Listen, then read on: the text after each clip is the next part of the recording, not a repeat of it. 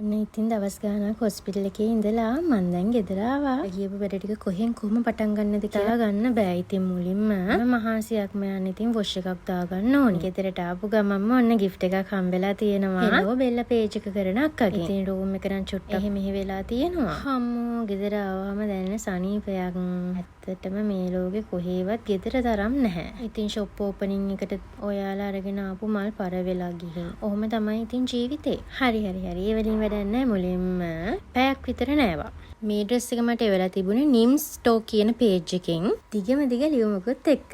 මේ බෑග්ස් දැක්කහම නම් ඉතින් ඔයාලට පුරුදුයිනේ. හෙලෝ බෙල්ලක් ඉතින් මට අලුත්ම perfume දෙකක් එවලා තියෙනවා. එයාගේ ලෝෂන් එකකුත් එක්ක. මේක කඩන්නත් ලෝභ නිසා මම ඒක පස්සේ ඔයාලට වෙන්නන්නම්. දැනට අක්කය into the night එකෙන් ඩක් අත් දෙකේ ගාගත්තා. ඒක හරිම සුවඳයි. නාලිවර වෙලා කාලා මම මුලින්ම කරන්න ගියේ ඔයාලගේ ඕඩර්ස් පැක් කරන එක. මොකද ඔළුව උඩ නිකන් ලොකු පර්වතයක් තියෙනවා වගේ ඔළුවට බරයි. ඉතින් ඒක නිසා ඒ ටික ඉක්මනට පැක් කරලා අමුතට ඩිලිවර් එකට දාන්න ඕන නිසා. ඒකත් එක්කම ෂොප් එකට එන කට්ටිය කුරු ගානවලු කුරුත ටොප් එක ඉවර වෙලා කියලා. ඉතින් ඒකට මම ස්ටොක් එකක් කට් කරා. මේ ළමයි එහෙනම් ඔයාලට තව දවස් 3-4කින් කුරුත ටොප් ගන්න පුළුවන්. අය වෙන්න එපා. ඔන්ලයින් ඕඩර් කරන ඔයාලටත් මම ස්ටොක් එකක් දෙන්නම්කෝ. ඒ වැඩ සේරම ඉවර වෙලා අනේ මගේ ආදරවන්ති බලන්න ගියා. යද්දී නම් ටිකක් රෑ වුණා. ෂොප් එක වහන්න තමයි යන්නේ. ඉතින් S2කට ඇති වෙන්න බලාගත්තා. මේ දවස් 9කින් තමයි ෂොප් එකට ආවේ. ඔන්න ඔයාටත් ෂොප් එකට එන්න ආසයි නම්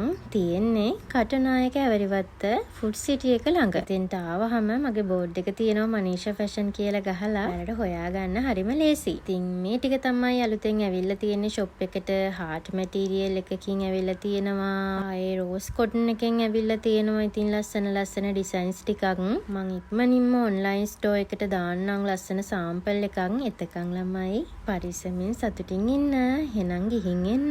හොයලා බලපු හැමෝටම ආදරෙයි.